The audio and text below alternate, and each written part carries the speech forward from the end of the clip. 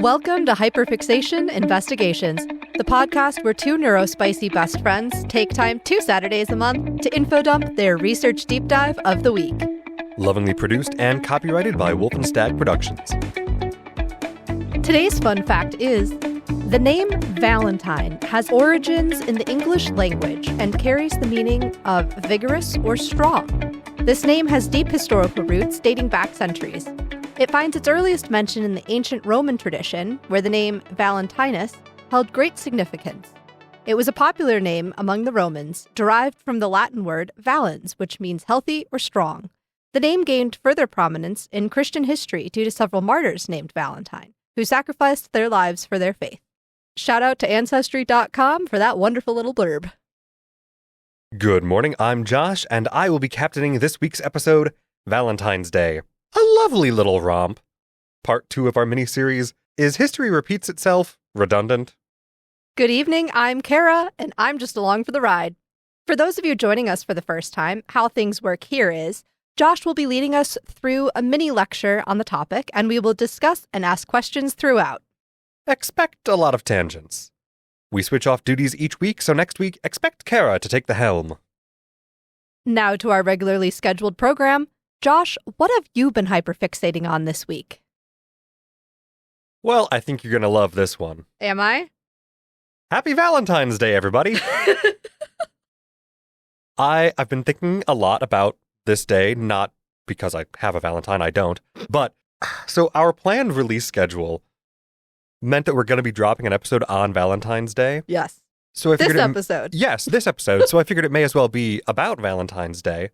And I was always planning on doing this episode eventually anyway, because my last name is Love, and therefore the joke has always been that this is the Love Family National Holiday. Yes. I can't pass up the opportunity. No, not at all. I simply can't. No. You would be remiss. Precisely. Yes. So, today we're going to be talking a little bit about Valentine's Day. Mostly, we're going to talk about the history of the day and how its significance and practice have changed over the many long years of the various versions of celebrations that have occurred on or around this day. Cool. So, we're going to start by jumping back to ancient Rome. Great. Yes. I go there too in our later episode this month, so everybody should enjoy. Isn't that fun? I'll mark my calendar. Yeah.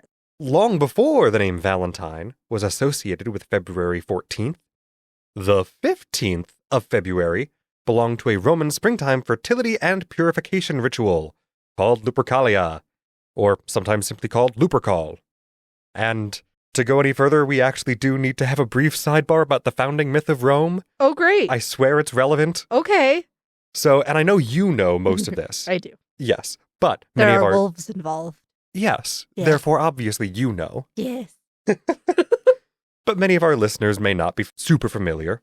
And just to nip this in the bud, yes, historically speaking, there are dozens of founding myths for the city and empire of Rome, many of which were written by Rome itself, many of others were written by other neighboring cultures.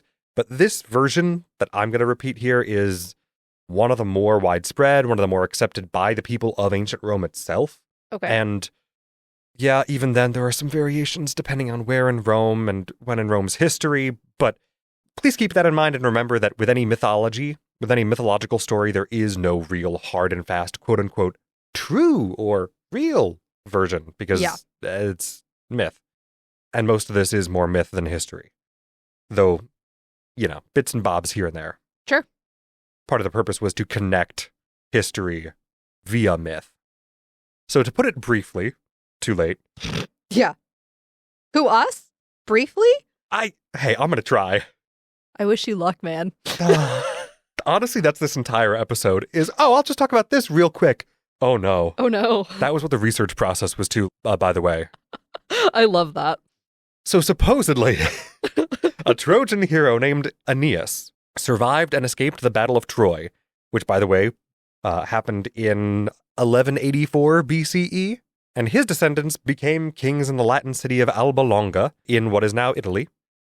And then even ancient Rome disagreed about when this next part occurred, with dates ranging from 814 BCE all the way to 728 BCE. Jeez. In fact, any length of time with Aeneas's descendants ruling a city in ancient Italy is basically utter fabrication. And Roman historians more or less dedicated the founding date of Rome as a city as a matter of practical storytelling. Right? Cool. Connect our founding and our importance to the importance of the gods. Yes, obviously. Yes. So either way, back to the myth. A human woman and daughter of the last king of Alba Longa, named Rhea Silvia, had twin children whom were fathered by the Roman god of war, Mars. These children were named Romulus and Remus. The king got deposed by his younger brother, so naturally his heirs had to be put to death. So their mother put them in a basket and sent the basket adrift on the river Tiber. That sounds like an interesting connection to, like, the Prince of Egypt movie and Moses, right? Oh, this is extremely reminiscent of various Mediterranean myths. Great. Between Moses, Oedipus, Cyrus the Great, king of Persia, the twins Neleus and Peleus from Greek mythology, Mm-hmm. who I believe were the twin children of Poseidon and the human woman Tyro. Yes. So we like sending our children down rivers in Roman myth. And myth in general. Yeah, Mediterranean myth in general. It pops up a lot. Yeah. And so does the next part, the wolf. Though not in all versions, just some stories related to this. Mm-hmm. The infants were found, rescued, and nursed by a she-wolf who lived in a cave or grotto at the base of the Palatine Hill. And as far as I can tell, while in modern retellings, this wolf is often referred to as Lupus or Lupa, including Percy Jackson, of course. Yes. I don't think this was actually her name so much as just, the Latin word for wolf. And she seems to be more often simply referred to as the she-wolf. Because of course. Yeah. Now, this cave or grotto at the base of the Palatine Hill became known as the Lupercal, and the twins were then raised by shepherds and eventually lived to restore their grandfather to the throne of his city, but then decided to found their own city on the site where they were saved by the wolf, the Palatine Hill. Romulus and Remus had some, let's say, disagreements regarding the city planning, and Romulus killed Remus, so named the city after himself. Great brotherly love. I feel like that's another common myth. Oh, it shows up a lot in... One day we're going to have to do an episode on, like, common storytelling tropes and where they started, because we've got the whole hero's journey, you've got the baby in the basket on the river, you've got the brothers killing brothers. Absolutely. Yeah. Yeah. The knight fighting for the princess's hand, et cetera, et cetera. Yeah. There are so many that go so far back, and a lot of them, ancient Greece with their plays get a lot of credit for a lot of those, but a lot of those are just exceedingly common throughout various cultures, not at all related to ancient Greece and, independent. But it is fascinating finding any of those threads. So absolutely, we will have to, oh no, we will have to do that at some point. Anywho, great brotherly love between these two. Reminder, it's okay, these two probably never existed as far as historians can tell, and Romulus's name was chosen specifically to be an explanation of the origin of the city's name. Why this myth needed to include him committing fratricide is beyond me, other than it's a popular trope. But again, I don't know why. It doesn't feel ancient necessary. Greeks and the ancient Romans like stories about family members killing each other. All right? It's just, look at the whole origin stories of the gods. It's literally the whole thing. No, it's very true. I guess they were also children of Mars. So, it makes sense. Yeah. Now, you may have noticed that I did call out specifically that the name of the cave where the wolf lived that saved the twins was called the Lupercal. This may be where the name for the festival of Lupercalia originates, though it may also be because the god Lupercus is also associated with this ritual. Okay, and what is he the god of? I've never heard of him before. Fertility. Oh. Sometimes specifically fertility among sheep, as he was largely popular with shepherds. Because you would think it would be like the Roman version of Aphrodite. Yes, well, not a Roman god of love, but a Roman god of specifically fertility, and that is why I point out specifically often with sheep. Of domesticated Yes. farm animals. Yeah. Yes. Cool. Although he was also considered a god of protecting shepherds and flocks from wolves. Interesting. Yes. Okay. Which, We're again, starting to see the how etymology plays into this. yes, it plays in with the name Lupercus, Lupa. Additionally, the god Faunus is sometimes considered a variation of Lupercus. Okay. And Faunus may be more familiar to some listeners because Faunus is more or less the Roman equivalent to the Greek god Pan. Oh. By which I mean both are and very much are not analogous to one another depending on where and when in Rome and Greece you are looking and like which myths you're comparing. They share a lot of similarities being nature deities, but the one-to-one idea of comparing Roman and Greek gods is often very misleading, and there's a lot more variation than a lot of people immediately assume. Right. Where Pan is a Greek nature deity often depicted as having the legs, horns, and tail of a goat, Faunus is a Roman nature deity associated with fruitful harvests for both crops and livestock and is typically depicted as likewise being half man, half goat, though again, depictions vary throughout history and region. So I will also at this point bring up that technically, yes, there is a difference between satyrs and fauns. Satyrs are often associated with Pan, fauns with Faunus. Go figure. That tracks, yeah. Yeah, I think that correlation often between those two gods is the reason satyrs and fauns get, assumed to be the same thing. Sure. But fauns are the ones that are really half goat, and satyrs are more human-like with some weirdly donkey-like features. Donkey! And also are highly mischievous and also very not safe for work ways. But interestingly, satyrs are, in antiquity, at least with what I found, they are typically depicted with human legs, but with a donkey's tail. Interesting. And not necessarily horns, but also sometimes horns in later depictions. Again, history is complicated. Mythology is weird. It evolves over time. Yes. The festival of Lupercalia is then associated with both wolf imagery and goat imagery, as well as fertility. So it shouldn't be too surprising then that the festival starts with the sacrificial killing of a goat and a dog. Great. As early as the 6th century BCE, the quote-unquote purified day began in Lupercal Cave with priests killing a dog for purity and at least one, if not multiple, goats representing sexuality and fertility. Multiple sources indicate that the bloody knife was either wiped on 2 at least semi-nude priests' foreheads and then wiped off of those foreheads with wool soaked in milk, or the wool soaked in milk was used to wipe the bloody knife directly. I'm not 100% sure. Again, my sources varied on this. Mm-hmm.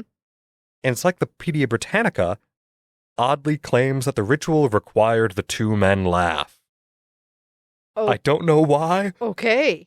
that needed to be included, and I don't think I saw that in any other source, but I also may have missed it. There are a lot of little details I'm collating here from a variety of sources, Sure. so Yeah. there's some conflicting bits and bobs depending on what era in Roman history we're looking. But either way, there appears to have also been an offering made to the gods in the form of mola salsa, which is a salted cake wafer made mostly of salt and coarse ground flour, which was used in many such rituals. Not just this one, but it was a common offering to the gods. Okay. The priest would cut strips of goat hide from the recently killed goats, and, fun fact, these strips were referred to as februa, and are potentially where we get the name February for this month on the calendar. Interesting. And yes, the idea that the name of this month is actually inspired by the strips of goat skins used in a springtime fertility ritual would be perfectly on brand for ancient Rome. Yes. It really, yes. Yeah. Specifically, the word februa refers to the tools or instruments of purification associated with this ritual. Got it. The tools and perhaps the month itself may also instead get its name from the Roman god Februs. Februs was a Roman and Etruscan god of purification, However, there is a book I came across called The Etymologies of Isidore of Seville, which is a 2006 translation and collection of a 7th century etymologia writings by the Bishop Isidore of Seville, which were in part focused on the origins of words, though a great many other topics are covered in at least some detail in those collections. This book purports that the Roman version of Februs may have also evolved over time into the goddess Febris, who both embodies fever and protects from fever. Interesting. Yes, just an odd little connection that I started going down this rabbit hole, going, why is this, where is, I don't have time to go down this I like rabbit that hole you all the wrote way. your own tangents into this episode. I couldn't help it. I'm quite sure at this point our audience is going, what does this have to do with Valentine's Day? I promise we'll get there. The arrow will hit the target, I swear. Trust the process. Now, the month of February appears to have potentially been named for Februs because of the month-long celebration of Februalia, which is literally a month-long period of spiritual purification, often including sacrifice and atonement for your misdeeds in the previous year. Mm-hmm. The Romans would have called this month Februarius. Yeah, they really like to add the IUS at the end in their grammars. Yes. Now, however, just to muddy the waters on all of this, Oh, great. various sources claim quite assuredly that February is named for Februs, or the instruments of purification themselves. It is additionally possible that the God. name is referring to the goddess Juno. How? Okay, so Juno, who is more or less the Roman equivalent to the Greek Hera and wife to Jupiter, has several epithets referring to her as pure or purifying that are remarkably similar and frustratingly similar to Februs. Specifically, Februalis, Februata, or Februa. Well, she's also a goddess of fertility. Yes, and so I guess the family. that makes sense. Right. So they got fertility, marriage, family. So it's not surprising that she also has a hand in this. Mm-hmm. But come on, Juno, you've got your own month. Yeah, Let somebody seriously. else. You've got June. Let somebody else have February. Back to the goat hide strips. Okay, great. Yeah. Yes. So Uh-huh. the purpose of these is, naturally, to be used by naked or partly naked priests running around the Palatine Hill, striking women with them as they pass. Being struck by these februa were supposedly good luck, imbuing the people with fertility, and encouraging healthy childbirth. Well, good. Yeah. I've also seen claims that the strips were slapped against crops as well as women, and that these strips were, at the end of the day, buried in the fields to ensure a bountiful harvest, because, of course, fertility does not only and strictly relate to humans. Right. Still, It's quite the image. it really is. Yeah. Just, by the way, these priests were, I believe, Lupercalia, whatever. It was the order of these priests. There may also have been a relationship matchmaking that occurred on this day of Lupercalia. However, I cannot verify whether or not that is true. If this did occur, then single women would put their names into a bowl or jar, and single men would pick names from the bowl to select a new partner. However, I will point out that there are conflicting sources indicating this may have actually been a later and potentially purely fictional addition to this legend of the festival's festivities. Okay.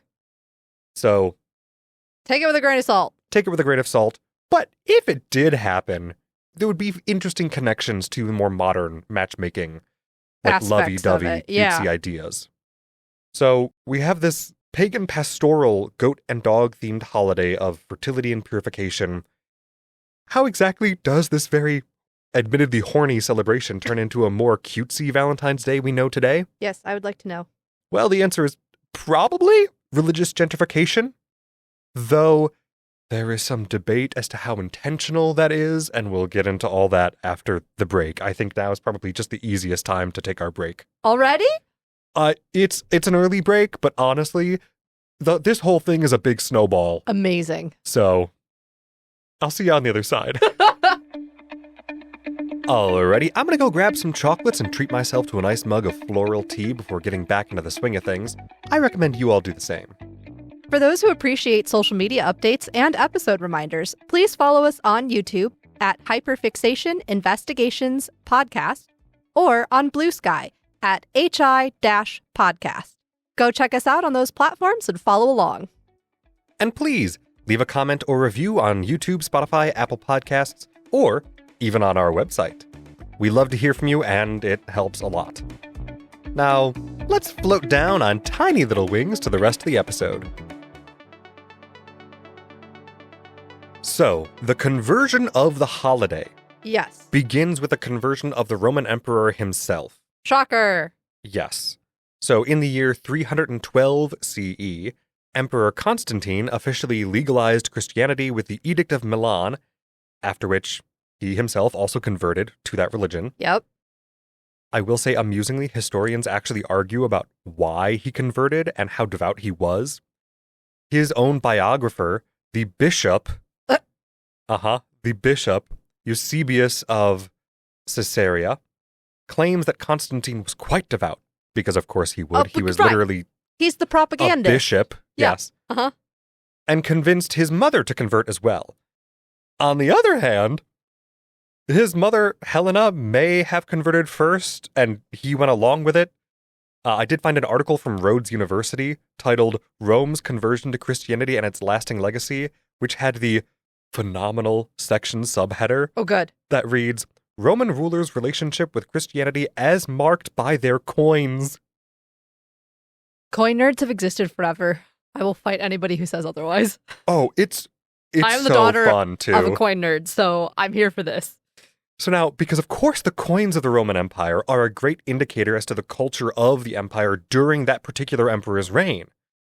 So, this article points to the continued use of more traditionally pagan Roman pantheon imagery in the coins minted during Constantine's reign as a marker that he probably wasn't necessarily a true believer in the whole Christianity thing. Okay. Regardless, his conversion opened the door for continued religious bickering within the empire at Yeah. a time when... Bickering. That's the word for it. Yeah, the Roman Empire wasn't doing too great, right? The 3rd century included a lot of Praetorian guards, the guys who were supposed to guard the emperor, Mm-hmm. killing their boss. Yeah. Because every time a new emperor got appointed, he would give the Praetorian guards a big bonus to be loyal. Uh-huh. That becomes a self-fulfilling prophecy really fast. Yeah, it got Yeah. to be a problem. And the Roman Empire was in general struggling with just being a little unwieldy. It was too large to be easily maintained. Mm-hmm. The eastern and western halves of the empire were growing more and more apart culturally, as well as legally. Yeah. And to make ruling the whole thing easier, various emperors began appointing a junior or co-emperor to run the other half of the empire. Vice president. Kinda, yeah. Yeah. Except literally, okay, you run that half, you take care of the laws and everything going on over there, I'll take care of all the laws going on over here. Divide and conquer. Great, cool. That won't have lasting issues. No No. lasting effects whatsoever. And I'm sure all the other world leaders that we interact with will definitely believe us that we are separate entities. Yeah. Ever. Uh-huh. A wild amount of drama ensues around all that we're not getting into. I am bringing this up, however, I swear it's important. The western half of the empire became increasingly particularly unstable, especially over the course of the 4th century. So in the 4th century, in 364 CE, Emperor Valentinian Ha! the First ruled the west, and his brother Valens ruled the east. Hi, so they're both strong and vigorous. Yes. Yes. Yes, according to their name. In 367, 3 years later, Valentinian I named his 8-year-old son Gratian as another co-emperor, specifically of the West. Mostly this seems to have been done in the hopes that this would help assure a peaceful transition of power by announcing this way in advance, so that people wouldn't be looking elsewhere for another emperor upon his death and thus potentially plunge the country into a civil war. However, only 8 years later, when Gratian was 16, did his father die. Oh, great. Yes. Gratian became sole emperor of the West, and only 3 years after that, his uncle Valens died in battle, so it's not entirely surprising that Gratian ends up turning to a famed successful general Theodosius, naming him emperor of the eastern half of the empire. Okay. And this is where we get back to Valentine's Day, I swear, or we start to. That's still what this episode is about. Emperor Theodosius is actually the one who issues the Edict of Thessalonica. Okay. In 380 CE, only 1 year after his appointment to emperor, where he decreed that Christianity become the official state religion of Rome. So this is a fast turnaround for Christianity in Rome. Now, as we've discussed on this program before, this official Christianizing of the Roman Empire opened the door for the possibility that several older pagan holidays end up rebranded under the guise of newer, more Christian names.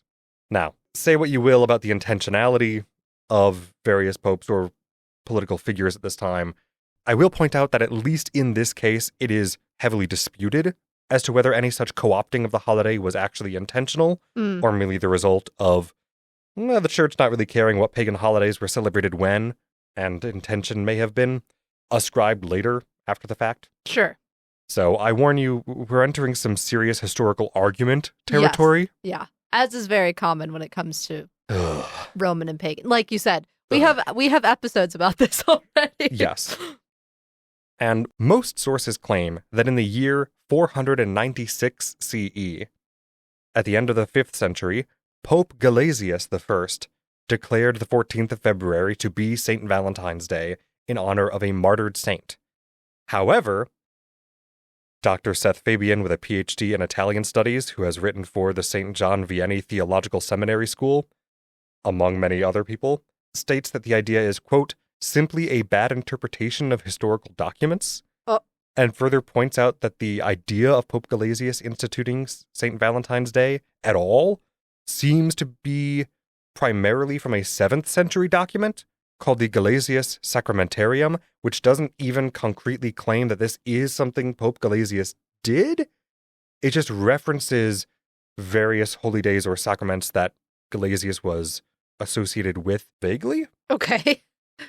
So there's another number of other feast days that are sometimes attributed to Pope Gelasius. Most of those also appear to be disputed, because most of the origins for those assertions appear to be from centuries after Gelasius' death. Sure. Yeah. You can't, 300 years or so later, you have no idea what's accurate or what isn't. Right. Yeah. What is interesting, however, is that both this Dr. Fabian and the Catholic Encyclopedia agree that Pope Gelasius did indeed outlaw or abolish the celebration of Lupercalia, which, is probably why, along with various sources claiming that he did institute St. Valentine's Day, there is a general belief that he was attempting to rebrand one as the other. Sure. I just couldn't concretely find evidence to say that he actually did. So, for now... That's always hard when you're going back this far. Oh, of course. Yeah. But it's still worth pointing out that even if this wasn't the church's intention when the feast day was first introduced, it's not entirely divorced from the outcome. Right. So the people of the society did over time stop associating the date with one holiday and started associating it with another as a matter of practice. Mm-hmm. I will also say that the Catholic Encyclopedia was originally published in 1907 by the Robert Appleton Company and doesn't appear to have any direct connections to the church, though again, this was a very brief, cursory double check. Sure. But it does appear to be a collection of Catholic-related research into the history of the church done by self-professed Catholics. Cool. So where does St. Valentine's Day actually come from? Great. I'm not sure. All that just to be... We don't know. Yeah. Most sources claim that it was Pope Gelasius at the end of the 5th century. But most of those people don't cite their sources, and those that do are citing either the same source that Dr. Fabian and others have used to apparently disprove the very same claim. So the origins are strangely obscure. Interesting. There was, however, a 620s CE list of martyred saints compiled in Luxiel, France. I'm sure I'm mispronouncing that town name. That included at least 2 Valentines. So at some point between the end of the 5th century and the beginning of the 7th century, the 14th of February became associated with a martyred Saint Valentine. Who instituted that day? We're not 100% sure. You know what's interesting about it is I feel like me especially, Valentine's Day is so commercialized. Oh, yeah. That I don't even think I really was fully cognizant of the fact that it started as a Catholic Saints' Day. Yeah. Because not even the Catholics really seem to celebrate it modern day as a Saints' Day. In fact, I think as of the... Oh, I don't remember if like I wrote this it really down. wasn't made up by corporations. No. It's been maybe branded now by corporations, obviously. But yeah, I really think because they took the saint out of the name of it now, I had never really thought about the fact that, oh, maybe it's got Catholic origins or whatever. Yeah. It's weird how things evolve over time. Mm-hmm. But you reminded me, I don't remember if I actually wrote down what year. I think it was the 50s, the 1950s, that the Catholic Church stopped officially celebrating St. Valentine's Day. Really? Yes, though the Lutherans, I believe, still observe. Yes. Good morning, everyone. This is Josh from the editing room. It looks like many Catholic churches do still celebrate St. Valentine's Day. However, it was taken off of the official Catholic Church calendar in 1969. So I was a little off with my date here. And again, some churches still celebrate. I know mostly the Lutherans do, but certain Catholic churches still may on occasion. All right, back to the show. We get to yet another debatable, uncertain topic within this realm. I know there's been so few already. Who the hell was St. Valentine? And how did this feast day become associated with lovey-dovey, cutesy, more secular tradition? Right. Well, there are at least 3 possible Valentines, all of whom would have died supposedly around the same time, during or near the year 270 CE. Okay. And considered martyrs by the church. 3. Yes. Jeez. I also have to point out that not only is St. Valentine patron saint of lovers, but also patron saint of logistics, epileptics, and beekeepers. Okay, then. Yep. Okay. Yep. That is exactly the face of confusion and bewilderment that I was hoping for. Yep. I'm just trying to figure out how those things... So, is one St. Valentine responsible for all of them, or have they all been turned into, 3 of them merged into one person, and they all had different things, and so now one saint has all these weird different things, or... Given that neither you or I have a doctoral level, amount of time spent studying this particular topic, your guess is as good as mine. Fantastic. Yes. Now, Valentine may have been a Catholic priest who was secretly conducting marriages in a time when marriage was a means to escape military service in Rome. Interesting. While also Christianity was still, illegal in Rome at this time. He would have been subsequently imprisoned and eventually executed, but supposedly he fell in love with the daughter of his jailer. So before his execution on February 14th, he wrote her a love letter and signed it, "From your Valentine." Are we sure Hallmark didn't write that? It feels like something Hallmark would have written, doesn't it? It does. It's a common story. Okay. Uh-huh. It may have been that Valentine was imprisoned for attempting to help members of his faith escape persecution. And a popular legend related to this version of Valentine is that he may have given heart-shaped pieces of parchment to Roman soldiers and persecuted Catholics. However, from what little I could find on that topic, it seems likely that this is a later addition to the legend. Great. Yes. Now, looking into this did briefly lead me down the rabbit hole of trying to figure out where the modern heart shape came from.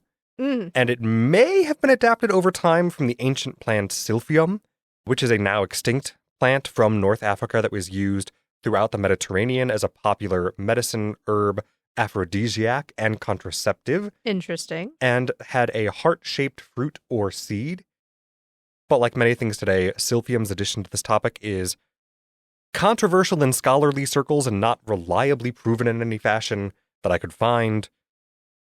Wasn't it we were in junior high maybe when the rumor or the theory that when you look at the outline of 2 hearts that are mirror image to, actual anatomical hearts are mirror image to each other, it makes the shape of a heart. That's right. Do you remember that? I do remember. Okay, that so- does sound like a middle school thing. I feel, I didn't look into this. I feel like that was just an invention of the internet going, oh, wait a minute, guys. That wouldn't surprise me at all. This would be super cute. It's definitely the kind of thing I would have read on Tumblr in 2013. Maybe Jung knows. I'll go read one of Carl Jung's symbology books. Mom has all of them. Ooh, yeah, that'd be good. Again, this was not the focus of this episode. No. It was just a brief tangent. I went, oh, how did this become? Do we know how this came? Oh, maybe it was this. Oh, maybe not. Well, I'll leave it in. Valentinus may have been the name of a priest who supposedly performed a miracle in restoring sight to a blind girl before using that to convince 40 other people to allow him to baptize them into the faith, while again, Christianity was still illegal at the time, so he was subsequently executed and buried on February 14th. I'm sensing a theme. Yes. Yeah. Yes. Valentine could also be a bishop of Interamna, or modern-day Terni, Italy. There is a Saint Valentine associated with Terni, Italy. Mm-hmm. Again, it's difficult to say historically with 100% degree of accuracy how many of these people were real and Right. how many of them, like the saint associated with Terni of Italy, I believe there is some evidence to support like that bishop's existence. Sure. However, As like a real life person. yes. Yeah. However, again, I don't know how many of these guys were actually just conflated Sure. into one saint for the purpose of this holiday at some point. Mm-hmm. Either way, the feast day for this martyred saint Whomever he may be. is generally agreed to have not been associated with lovey-dovey tradition until at least 1382. Random. Yes. That's like what? 600 years after the feast day became a thing? At least? As many as 900 years. Fantastic. Maybe fewer, but 1382 is when writer and poet Geoffrey Chaucer, of all people, Chaucer! wrote the poem Parliament of Fowls, in which he describes a parliament of birds choosing their mates. Also, this poem was apparently written, at least in part, to honor the engagement of King Richard II to Anne of Bohemia. Fascinating. Yes. In this poem, Chaucer writes, quote, "For this was on St. Valentine's Day, when every fowl comes there to choose his match." End quote. Cute. And that is, of course, a modern English translation because this was Old English. Middle Middle English. English. You don't read that unless you have the transcriptions right next to you. 'Cause No. it's hard. I mean, you can do it, but it's... Now, at this time in France and England, it would have been well known in pop culture that birds choose their mates in the spring.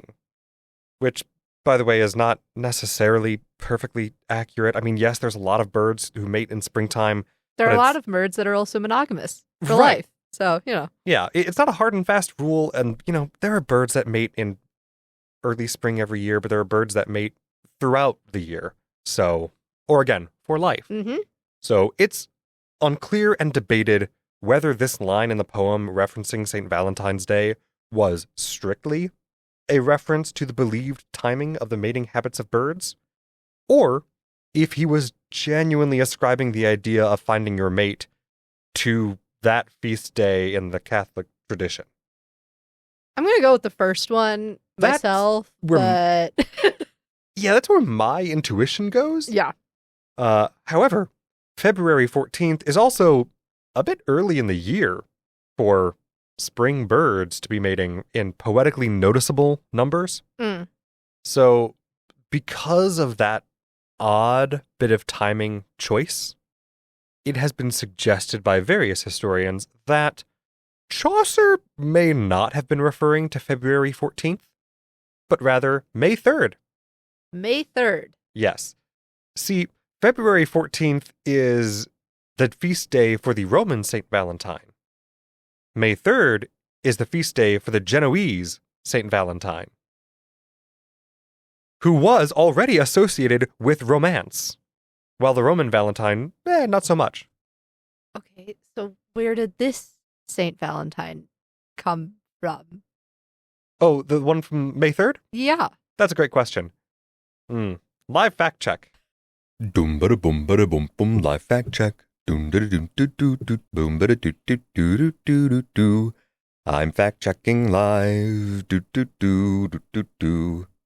So from what I can tell, with a quick live fact check, Saint Valentine of Genoa was a priest who lived in Genoa in the late 200s CE, was renowned for being compassionate and humble, and was made a bishop of Genoa around the year 295, and died in 307. Okay. Saint Valentine is widely revered for wisdom and miracles of some sort, numerous acts of healing, spiritual and physical, and is just a lesser-known bishop of the same name, from what I can tell. Cool. Oh, apparently, St. Valentine of Genoa's feast day used to be May 2nd or 3rd, but is now November 6th. So random. Why change it? Anywho.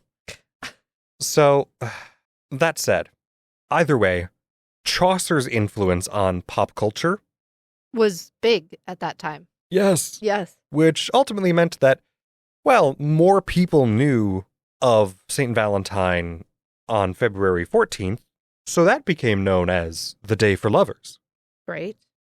The practice of sending Valentine's love letters is usually attributed to the 15th century Duke Charles of Orleans, who would have written the letter in 1415 while imprisoned in the Tower of London. He does not, however, typically get credit for popularizing this tradition, as that credit typically is given to King Henry V, who hired the poet John Lydgate to write a letter for him to send to Catherine of Valois, daughter of the King of France. And they did eventually get married in 1420, so, the nobility like to do as the king does. Yes. So Valentine letters supposedly took off from there. The general idea of Valentine's Day had, at this point, started to cement itself enough into something recognizable to us today. Sure. So much so that by the early 1800s, the more lovey, cutesy Valentine aesthetic was more or less present. Okay.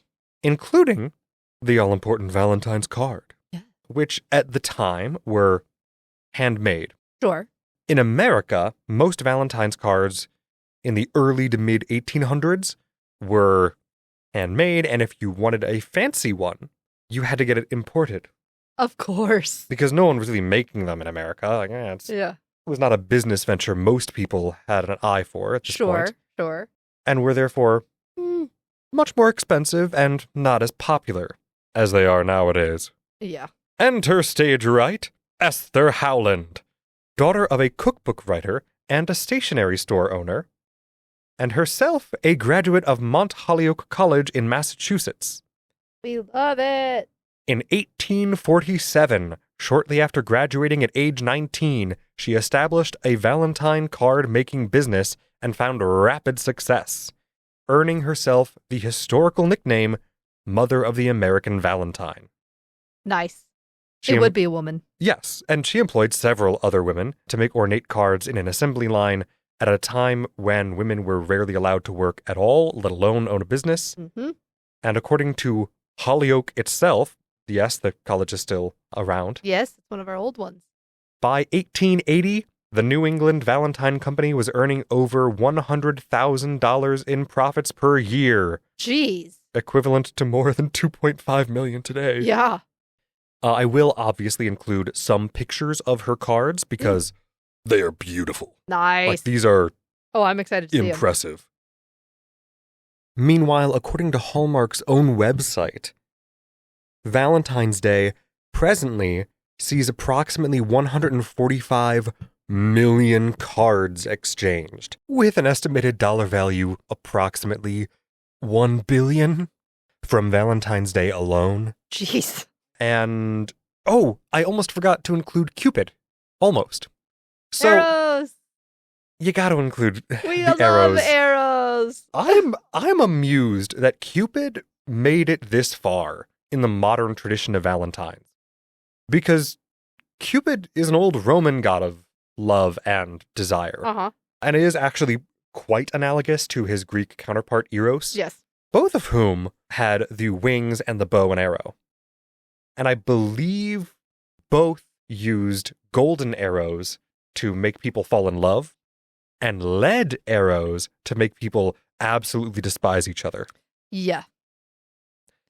Fun times. Yes. They were kind of mischief gods in their own right. Oh, yeah. Yeah. Oh, yeah. Especially Eros. Yes. Cupid, I think it was under Rome's, like in Rome specifically, that Cupid became more of the baby cherub-looking god. Mm-hmm. Though I think he started more akin to Eros as just an attractive young man. Okay. But again, both have wings, both versions have the bow and arrow. And I think that the Cupid connection to Valentine's Day, once again, is more or less the fault of pop culture in general, just kind of taking symbols of love from throughout the ages. Sure. As St. Valentine's Day became known, thanks to Chaucer, as a day for lovers, people went, oh, well, the ancient Romans had Cupid. Well, we'll include little pictures of him. That'll be cute. I don't think Cupid actually... has any kind of mythological relation to the holiday. Not beyond any kind of sense of lust or desire that was already present. Mm-hmm, mm-hmm. Because again, shoot you with a golden arrow. All right. Well, those two are going off to the barn. And I think this is more or less what I've got as far as the historical alterations of the celebrations around this day Sure. over history. Unless you have any more questions, I think it gets us caught up on the general changes over time. I don't think so. Amazing. That's a wrap on episode 30, Valentine's Day. If you'd like to delve further into this topic, our research sources and related images are posted on our website, hyperfixation-investigations.com. Again, that's www.hyperfixation-investigations.com. Thanks so much for listening. Follow us on social media for updates and stay tuned on our various platforms and website for news and upcoming perks. See you next time, and remember, what's a little info dumping between friends?